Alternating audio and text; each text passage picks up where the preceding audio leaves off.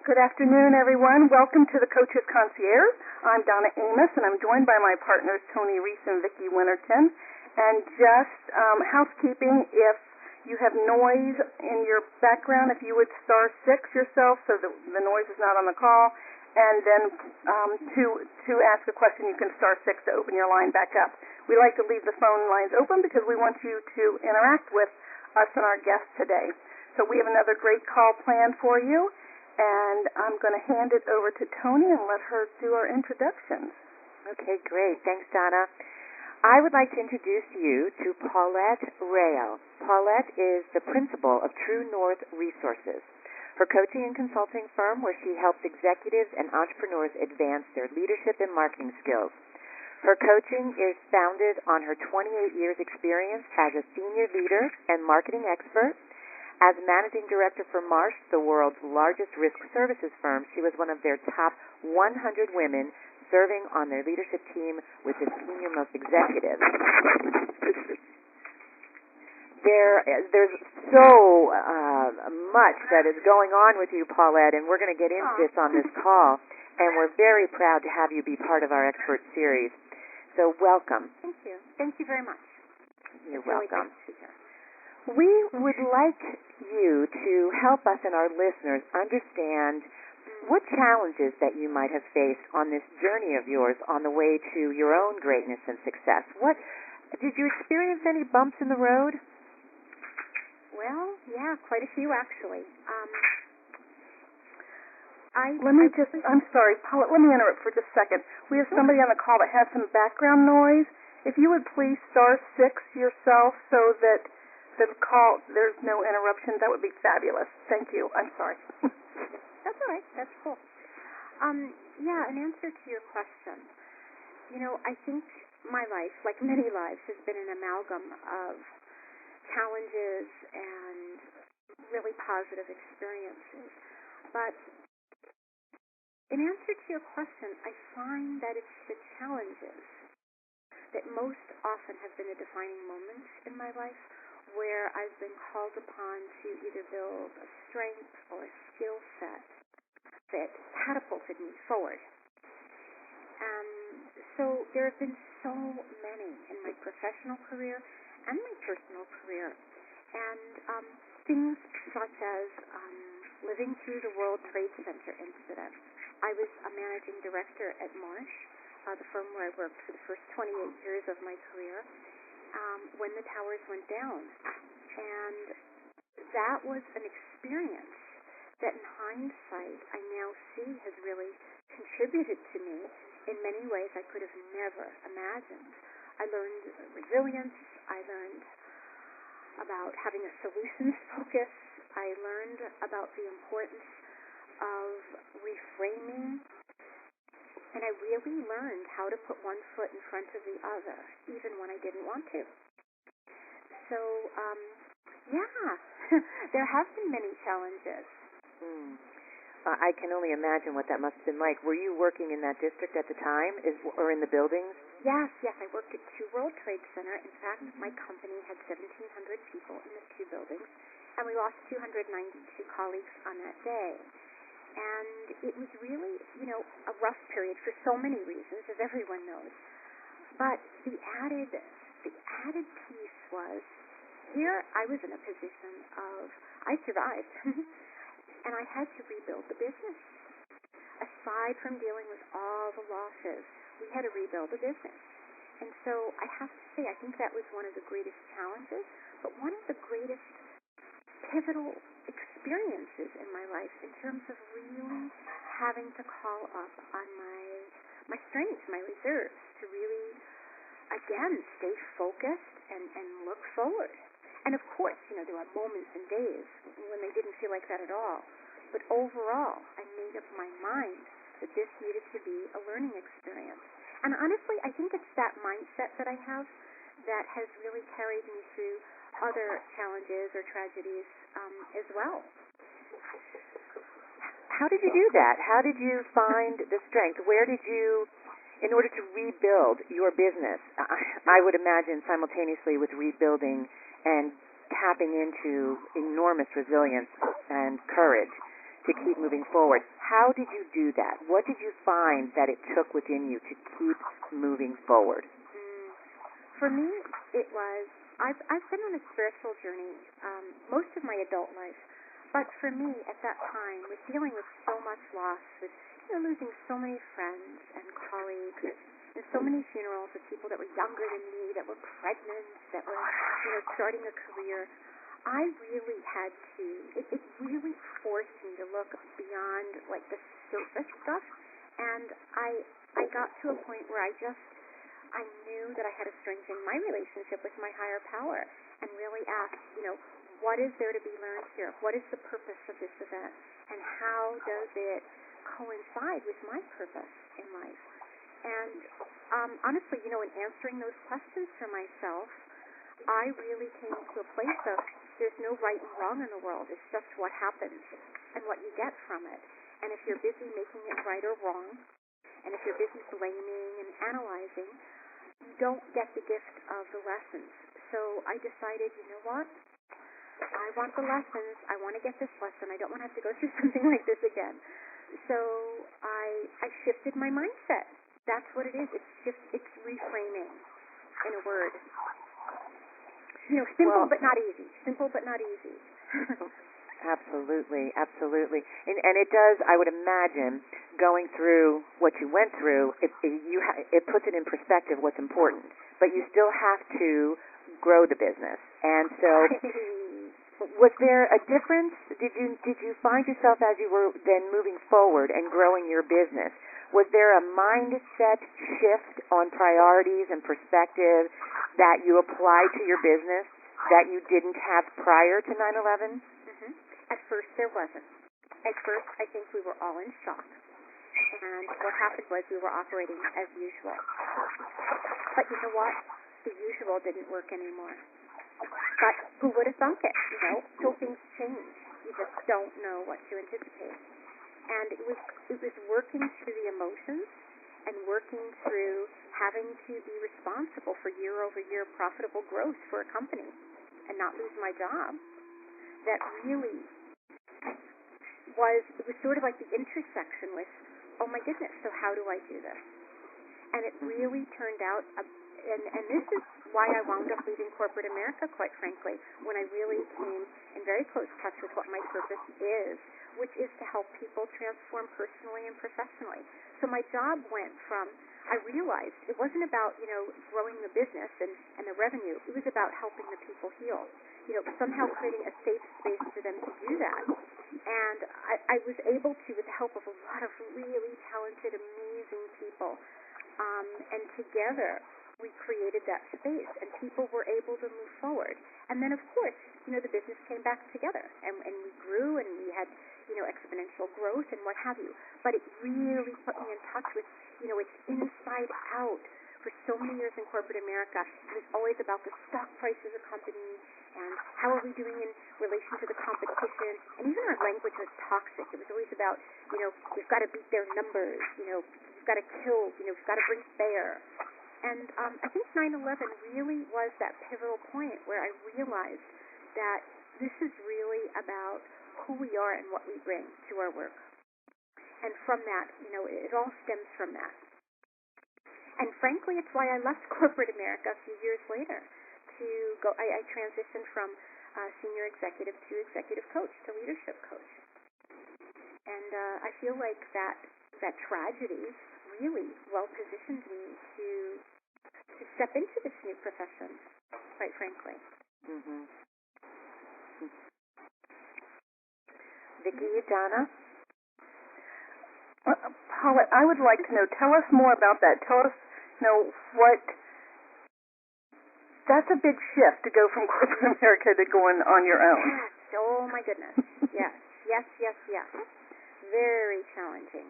And even though it was a strategic move on my part, Vicki, and it was well thought out, it was still a courageous leap of faith, because here I went from someone who's collecting a paycheck and was executing whatever the corporate vision was, to stepping into what is my vision, what is my strategy, and also being the tactical person, because when you start a new business, you're the cook, chief, and bottle washer, you're everything. So, yeah, it was a process where I learned trial by fire. I'll never forget sitting on the beach the first year and attending NYU, my coach training certificate program, and trying to figure out how I was going to market myself as a leadership coach.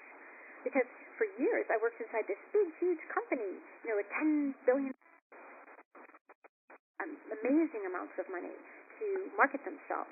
And I got to hide behind the big company when we didn't get the sale, when we didn't, write.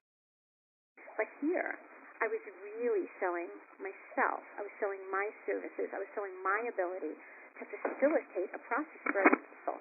And it became all of a sudden very scary and very personal. And I realized, oh my goodness, I have spent 28 years in sales and marketing, and I'm freaking out that I have to go out there and sell myself. So, that's honestly, that conundrum sort of propelled me into another success, which was, I've got to figure this out. How do I do this now? And I sort of created a little program for myself, which, by the way, I've shared with so many other coaches now that it's actually a business of mine. I help other coaches who are either looking to start a coaching business or struggling with finding clients authentically and naturally expand and grow their practice so they can make money doing what they love instead of having to go back to the day job. So I figured it out for myself, and now I share it with other people. Good for you.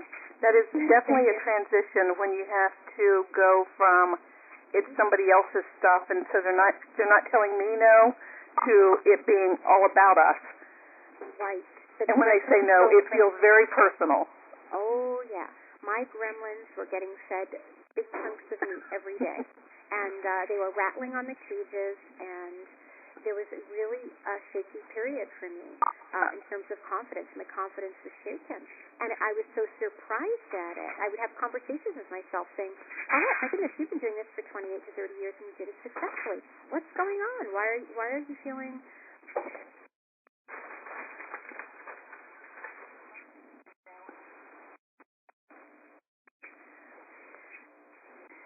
Okay, let me make the announcement one more time. We have some background noise. I don't know if somebody's doing dishes or I don't know what they're doing, but if you could *6 yourself, that would really be fabulous. And you probably don't even realize that we're hearing you. So if you think it might be you, if you would just *6 yourself. Like right there. There was a loud clash.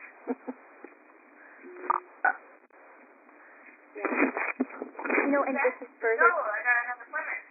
Oh, gosh. This there is we further... go. Yes. Next Tuesday, 11 o'clock.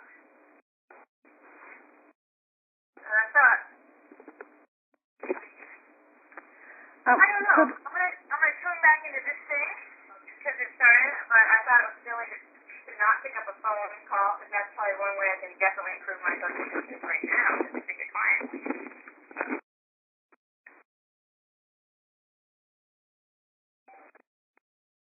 Okay, I may have found it, so we can move on. Yeah. So sorry about that. Vicki, you brought up something so important, and, I'm curious, with the listeners and with you guys as well. I really think that, what it boils down to with being a coach and an entrepreneur is there are these two distinct buckets. There's one about your attitudes, your values, your fears, and your thinking. And there's one about the skill sets. And I'm finding so many coaches are really great coaches. They've spent a lot of money, they spend a lot of time, they get skilled up, and they really do a lot of good in this world, but they're not necessarily out there in a big way.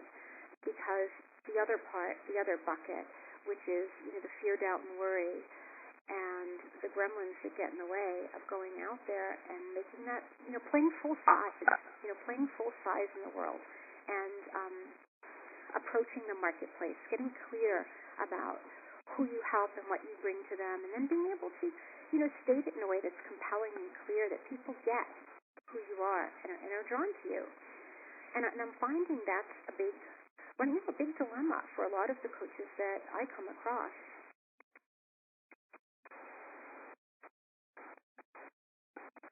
Absolutely, Paulette. This is Tony. That's a great point to make. And it's, I think the fear and the doubt does come into that. And I think that there are many, many fantastic coaches out there that have these phenomenal coaching skills. But it's leveraging experience, really finding and learning through others, maybe to leverage experience will help build your confidence and your credibility so that you can step out there. Because as you know, coaching is more than just having the skill of coaching. You know, you have to have that courage and face those demons, but you also have to be able to leverage relationships and influence your credibility, and that's not something that comes to people very easily, but there's a lot of resources out there for people to learn that. You're right, Tony, and that's another point. You know, more than half, especially at the beginning of being a coach, is running a business. Mm-hmm. A lot of coaches, again, are phenomenal. They're highly skilled, but they may not have experience in running a business. Right. And their coach training school perhaps didn't have courses in how to do that. So, yeah, they wind up, you know, they become a well-kept secret, you know, and they're not able to really go out in the world and have the impact that they wanted to. It's true. Right. And as when you were, and we do apologize for all the background noise in the beginning of the call because your information is incredibly important and your journey is as well. There aren't many people who have experienced the level of sending off, you know, jumping off point that you have as far as being resilient and coming through what you've gone through. But I want to just go back to that for a minute because not all of us have faced that type of tragedy. However, a lot of us have faced major disappointments or bumps in the road and so forth. So resilience does play a key part in that. Where did you find your greatest support? Did you reach out to others to help you build the business differently? And then also the courage that it took for you to step out of corporate America, which we can relate to that as well, to going out on your own. Where did you go for support? Who helped you through that? You know, that's a really great question, and I so appreciate your asking that. You know, I really didn't have many role models to go to for support. I really didn't. So what I did was the best I could think of, which was I had favorite teachers, and I'll call them mentors, teachers, that had written books that I knew resonated for me. And, you know, a few of them being Mary Ann Williamson or Byron Katie or Joyce Myers, etc. And what I found was that I was getting so much out of listening to what my teachers had to say, my mentors, by reading books. And then, of course, speaking to and sharing experiences with people who were also going through a challenge. And I'll tell you what, yes, you know, I mentioned World Trade Center, and of course that's, you know, a huge tragedy in the world. But, you know, even the smaller ones are very impactful for all of us. And I don't want to diminish anyone's fear, doubt, worry, or challenge. You know, getting rejected by a client can be disabling. You know, whatever it is. And I find that literature has been a great, great support for me. And then once I made the decision to leave corporate America and embark on the coaching career, I did my due diligence about what would be the best school for me, and there I met lots of mentors, you know, the live mentors, David Rock and Elizabeth Gilday, some of my first teachers that really inspired me. And I was also turned on to a whole new host of literature that I had never really dug into before, having to do with, you know, how does the brain learn? How do we grow? How do we manage our gremlins? How do we let go of stuff? And also books on how to build a business independently, you know, not through a large organization. So I have to say that my support and learning and resources was a combination much later on as actual human beings, but originally books. Books. Mm-hmm. Did leveraging relationships come into play as an important piece for you? Yes, it did, but a little later on. And I have to say that while it was late in coming, it's been a very important part. Now I would say relationships are key in being able to not just survive but thrive in a business environment and in the world we live in today. And I think in the past 5 years, having left what I call the toxic corporate America business environment that I was in, I have really learned about, as you said before, what's really important. And what's really important is building oneself from the inside out. What's really important is relationships, love, compassion, trust, integrity. You know, I've really gotten clear in the past 5-6 years as to what my top values are. And I seek out relationships, situations, and business opportunities where people have shared values and they express those values in how they do business. What a great piece of advice to give. I really like the fact that you say that you didn't recognize it as being a priority and very important early on, but how important it has become.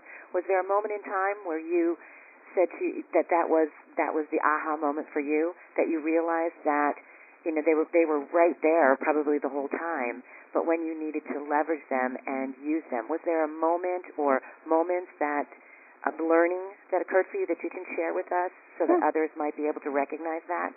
Quite frankly, it happened for me when I was sitting in the chair at NYU in my coaching classes, probably from the first demo of coaching, where either I was doing the coaching or being coached. I saw what an amazing sacred space you could create with another human being who at that point, week one in coaching school, no one knows what they're doing technically, right? Just really witnessing that. It was as though 30 years that I had been maybe accidentally doing that right. It really came to the forefront for me about one of the reasons I was successful and didn't realize it, because I valued the potential in others. I valued relationships where they believed in mine and supported it. And when I sat in those coaching classes, it was though, there was the eureka moment. But in truth, it had been coming for probably 30 years before that. But that's when I really, really got it. Because I have to admit, in corporate America, there weren't those opportunities and lessons for me. They came later in life. I would wonder if in corporate America, speaking from my experience and kind of listening to you describe yours, if you were always engaging, and that's what I'm hearing was the turnover for you. I call that engagement, and really experiencing powerful engagement with your coaching, and that other person that you were engaging with. I'm wondering if that's just not what you've done all along. However, maybe whoever was participating with you was not really recognizing that that's what was going on. Yeah, you know what? You make a really good point. When people say to me, how long have you been coaching? There are two answers. I mean, technically, since coaching school, 5 years technically, but really 20. Because in truth, when I look back on my 30 years in finance, honestly, I don't really have much of an affinity for risk services or finance at all. I really don't care much about it, to be perfectly frank. Yeah, I really don't. It doesn't interest me that much. But I was good at it because, technically you can learn something. What I was good at was helping people produce and get results and improve their own performance and feel good about themselves and be contributors and to advance the corporate ladder. I always stood for the transformation and development of other people. And I never knew that was, back then we didn't even have coaching competencies. Who the heck knew what I was doing? I just thought I was, as you say, engaging or facilitating or leading and inspiring or motivating others, whatever terminology we used back then. But I realize now it was I was coaching. I may not have been coaching in the way that I coach today because now, we have formalized skills that we've learned and we practice and we embed. But I think I've been coaching my whole life. I just never had a name for it. And I think that's why I finally made the decision at 48, which was about 6 years ago, to leave that, to leave corporate America and start chapter 2. Because that was my real affinity. That's my real talent, to be able to see other people's potential and provide them the resources and the space and the accountability and the support to get where they're going. So, and some of this, some of it, I guess, is in, it's your purpose, it's an innate gift, and some of it is learned. And I think I learned a lot of it through books, quite frankly, because growing up in corporate America, especially in my industry, it was white male corporate America, and there really no one was willing to take me under their wing. And I remember reading, any book that came out, the Ken Blanchard one. I was hungry for information, and I needed it. So I think I read a lot, and that helped me. That's fantastic information. Even if you have any specific books that helped you, that some of our listeners can tune into, that would be pretty helpful, I would imagine. I always tell people I have a highly curated library. I love books. I adore them for obvious reasons. As you know, they've been a big support and pivotal in terms of my learning, growth, and development. And I've honed down my library from 2000 to about 200 of what I think are the best books. So it would really be hard for me to say the top books because it depends on the topics that we're talking about. But if we're talking about coaching, I have to say Proactive Coaching is one of my favorite books. And Psychology of Executive Coaching has been another book that really inspired me. And David Rock's book, Quiet Leadership, has been another. I also like the Daniel Goleman books on emotional intelligence and social intelligence. Mm-hmm. And I really think those books have had a deep, deep impact on me. That they resonated the most for me when I read them. Paulette, this is Vicki. I was curious as to if you were to name, say, maybe 3 or 4 things that were really critical for you leaving corporate America to define what you were going to do and be able to get that clarity out there to attract the people that you had chosen to serve, what would those things be? Mm-hmm. So, Vicki, are you asking the 3 or 4 things that I did to get clear about who I wanted to serve?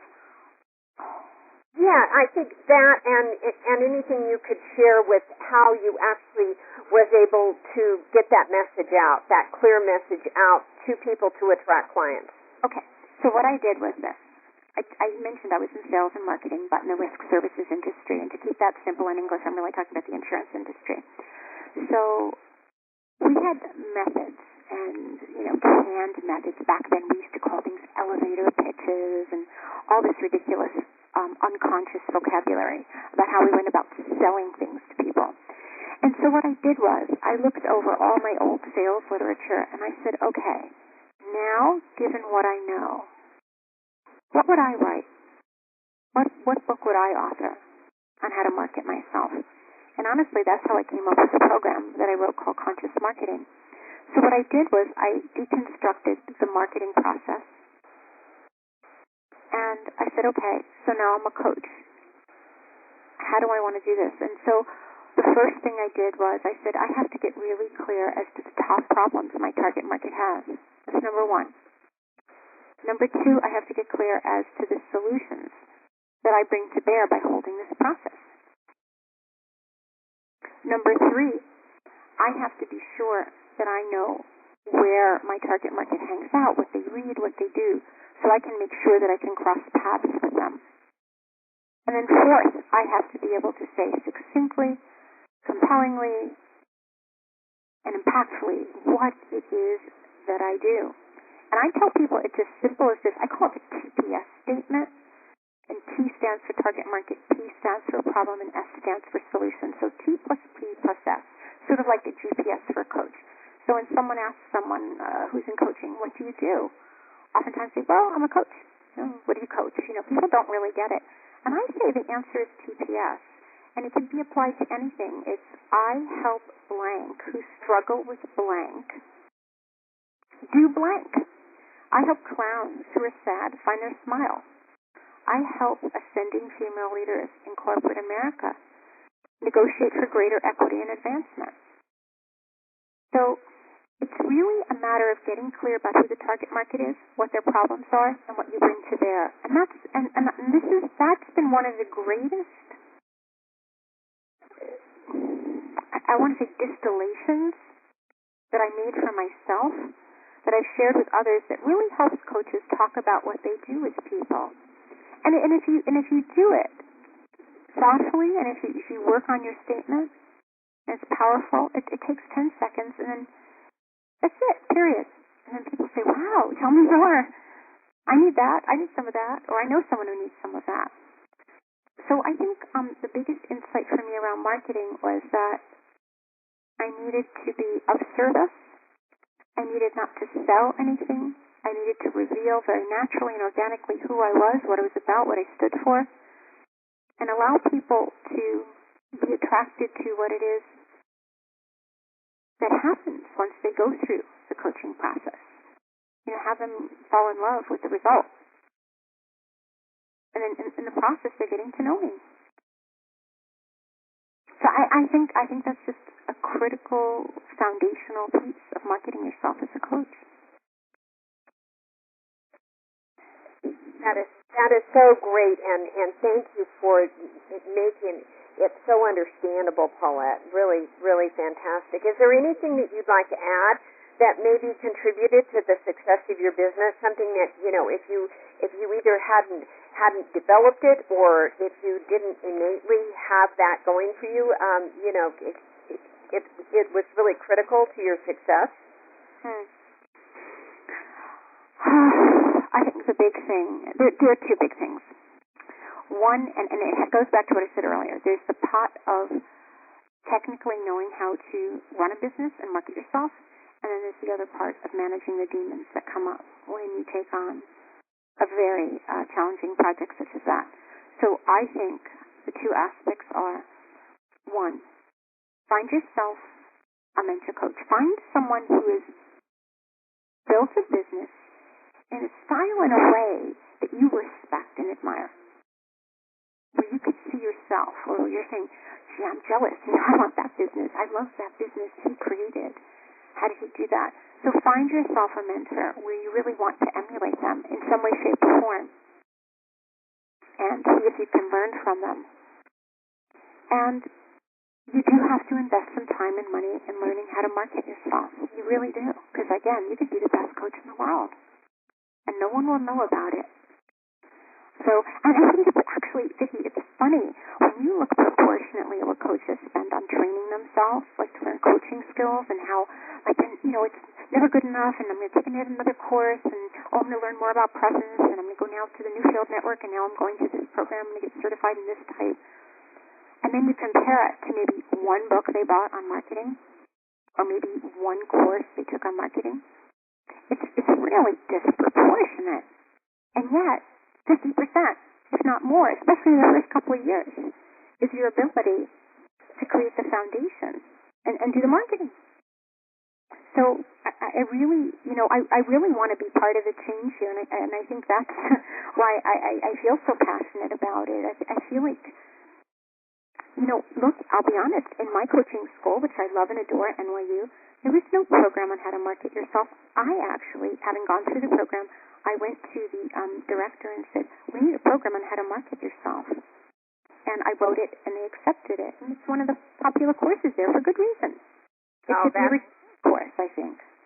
Yeah, that's fantastic, and it's so needed. From my perspective, it's another level of communication. You're communicating to your clients what they need to hear, but you also need to communicate to your clients your passion and why you're doing what you do. And it's just two different levels of communication. And I think coaches look at marketing as like this foreign animal, but it really is like an extension of communication with the client. Absolutely. And you see, that's the mind shift. That's the mindset shift that you need to have. Marketing is a natural extension of who you are. If you're authentic and natural, it doesn't need to be this activity that you put on the to-do list. It doesn't need to be this, well, I'm not a salesperson. Oh, I feel uncomfortable about it. Well, what do you feel comfortable about? What are you inspired about?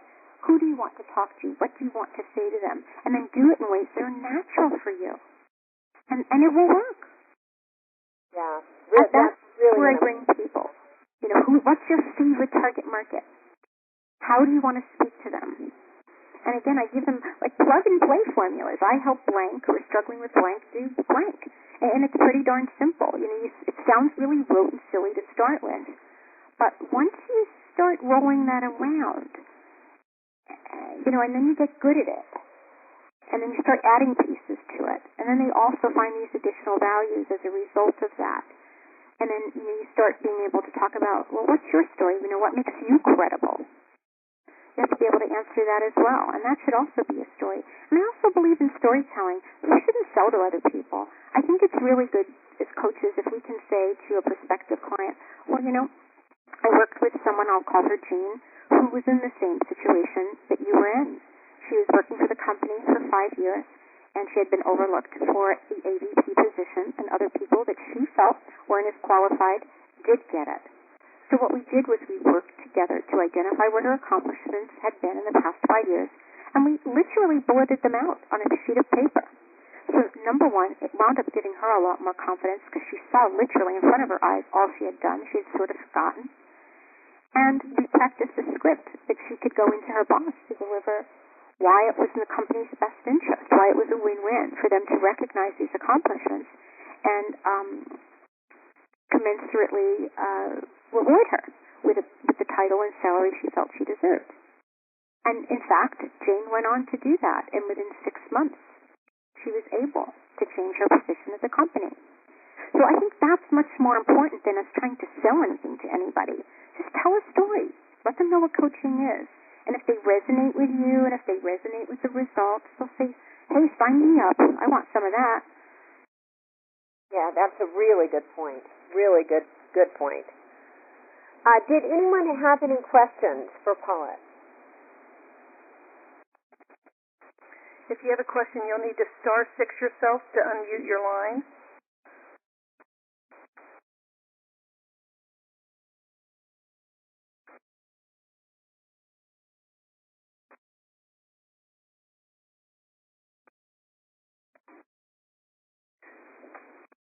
They're being shy. This is your opportunity to learn from somebody that's been there and done what you'd like to do.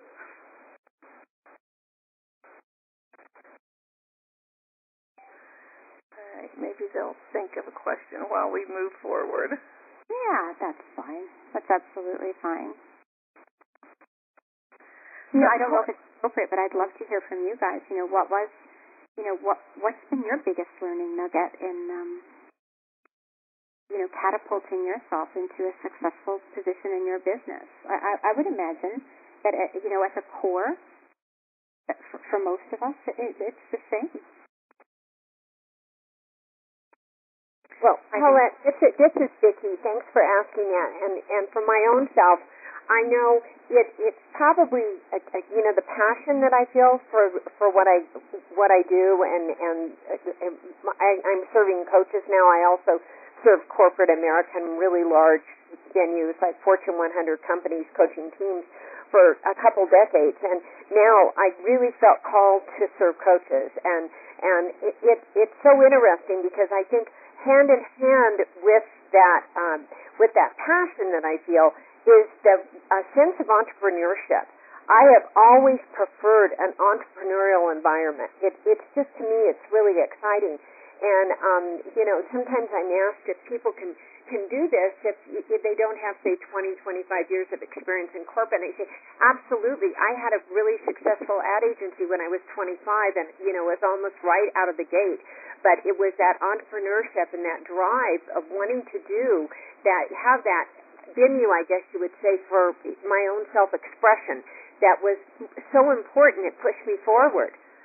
When I probably shouldn't have gone forward, but I didn't know, I just kept going because that entrepreneurial spirit is really important. So from my perspective, that's a really, really key factor. Mhm. Yeah. Yeah.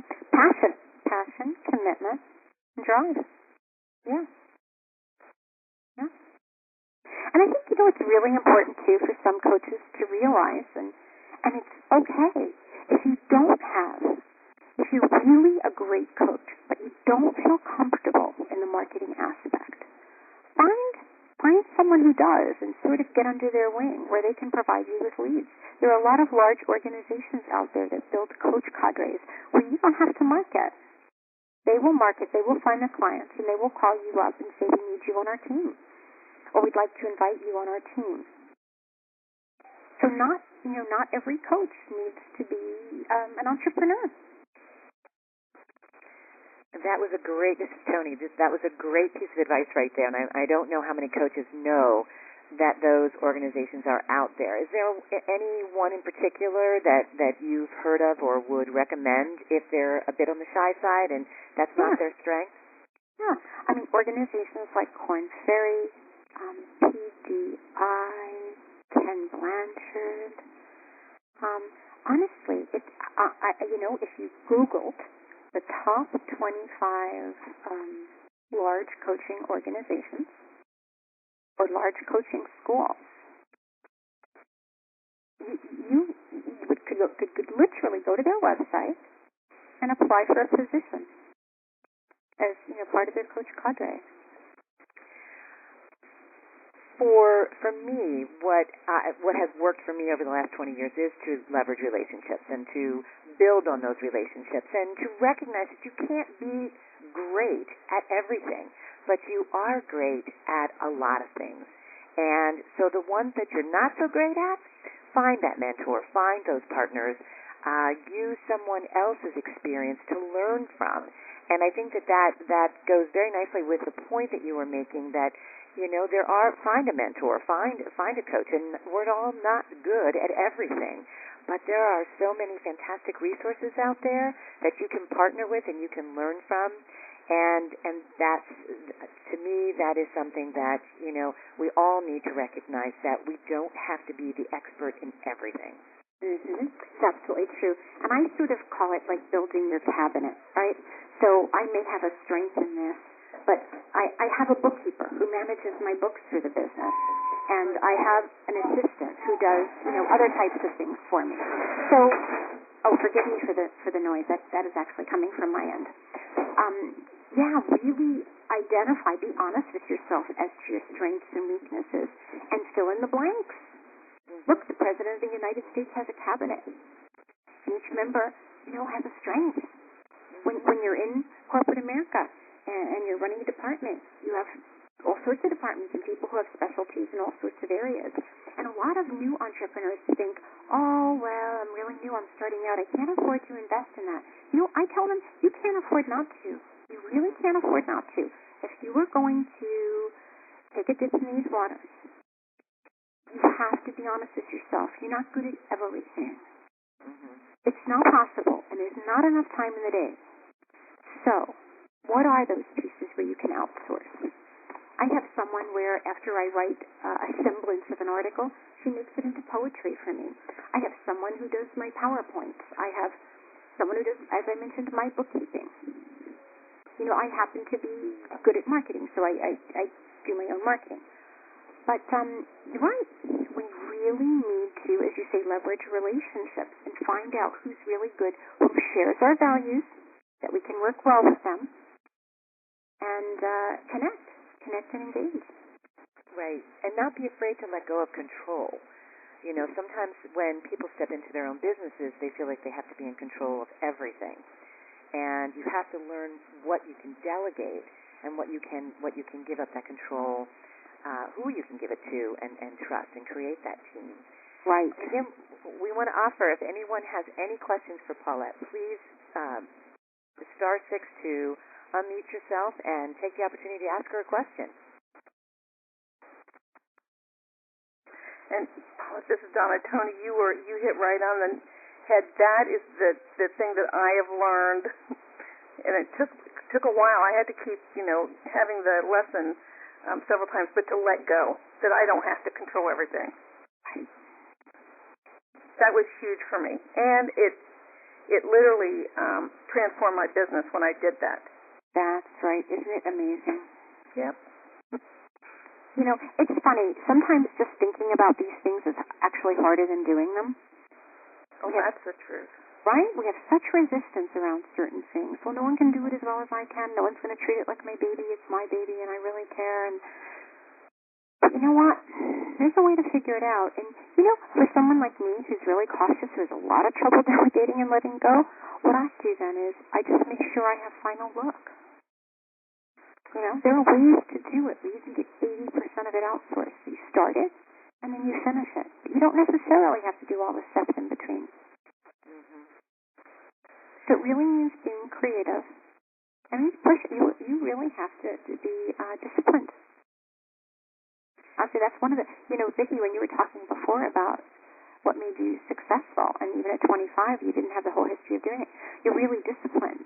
You know, in order to have the freedom of an entrepreneur, I find you have to really be willing to be accountable to yourself. Yeah, I think that that's so true, Paulette. And I think also, you know, if you're doing something you feel passionate about, you know, I mean, I get involved in things where I'd rather do that than eat. You know? And so, you know, I don't think so much about the discipline. I'm so impassioned by what I'm doing that that's the driving force. As you mentioned earlier, it's the passion. Mm-hmm. Yeah. So, Paulette, this is Tony again. One of the things that we'd like to learn from you is, are there things, first of all, have you ever used a coach? You said you've reached out to mentors and coaches. And what would turn you off about a coach? Mm-hmm. I have reached out to mentors and coaches. And what turns me off, and this is probably the most obvious thing, when I work with people who don't allow me to think for myself, when they don't provide the respectful open space for me to be able to do my best thinking, and then with permission, share and add and challenge me. And I think what I most admire and want when I'm selecting a mentor coach for myself is someone who will challenge me, because I can be intimidating. You know, I'm a smart person, so people are afraid to challenge me. So for me personally, I look for someone who'd be willing to do that, because I will only grow when pushed. When pushed, I want someone to stretch me. And I also want someone who understands and respects my learning style. And there's something about them I want to emulate. It might only be one thing. Maybe it's their communication skills. Maybe it's where they've leveraged relationships. I don't know. But there's something that they're doing well that I want to do well. There's part of me that wants to be them, you know, be like them, I would say. So I've had so many different mentors, depending on what level of development or what topic we're talking about. That is a very important skill for coaches, to be able to get that. What you just described as what would turn you off is that's a dance, isn't it, with coaching? Mm-hmm. Yeah, it shuts off your thinking. You know, when someone hands you the fish, well, I guess I don't have to think anymore. I don't have to fish anymore. Mm-hmm.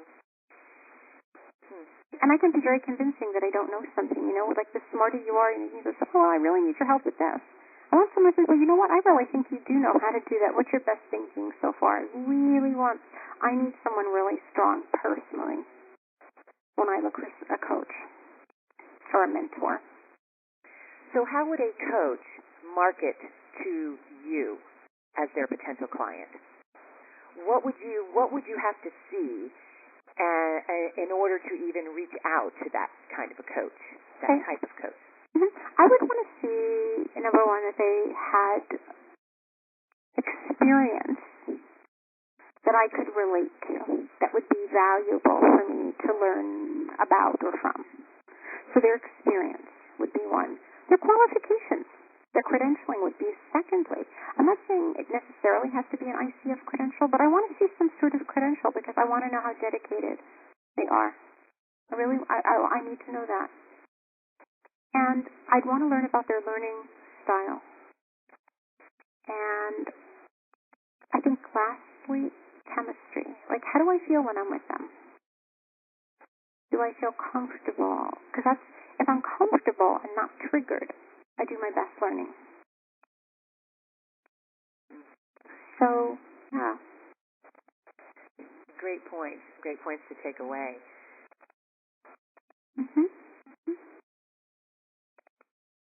Any questions? We're just going to, we only have a couple more minutes here on the call, and there's been a lot of information here, so.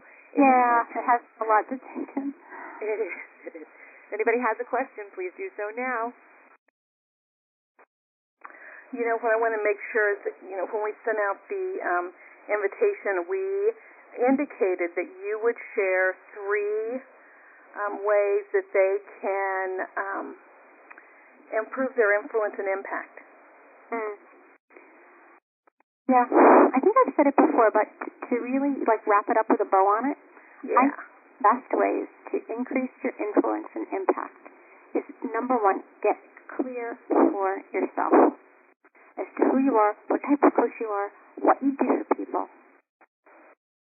2, communicate it compellingly, concisely. And 3, express your values in everything that you do. Be congruent, be authentic, be transparent. Our job is to do that, and then people who resonate with us, who like us, who are attracted to us, then they'll find us. But we have to be transparent and real and open so people can find out if we're the one for them. That's perfect. I really appreciate you guys taking an interest in me and what I'm doing. It's I feel honored that you find some value in what I'm putting out in the world, and it's just amazing. It's just a real blessing to have changed careers and to be in this new environment with people who appreciate what's really important, which is, growing and learning and developing and making money doing what you love. Having a life that's based on that. So, thank you. Isn't it? Thank you for showing interest, and thank you for asking me questions where I was able to share this with a lot more people than I could have on my own. Because that's what's important to me, sort of getting the word out and sharing my opinion and thoughts on things. Well, Paulette, we were honored to have you with us today. So thank you. Great, valuable information. I'm sure everyone has gotten a lot from the call, and so we appreciate you being with us. You're quite welcome. Really, it's been so much fun. Thank you. And I want to remind everyone that the third Thursday of every month we bring incredible guests to share their journey to greatness. And we've been, really fortunate to have some incredible professionals on our calls. And I want to tell you to keep your eyes open because we have some new things that are about to happen that we're pretty excited about. And so I'm just going to leave you with that teaser. I hope you have a fabulous day, and we will, see you on the call next month. Have a nice Turkey Day. Thank you so much, Paulette. Thank you, everybody, so much. Have a wonderful day. Thank you. You too. Take too. care, everybody. Bye.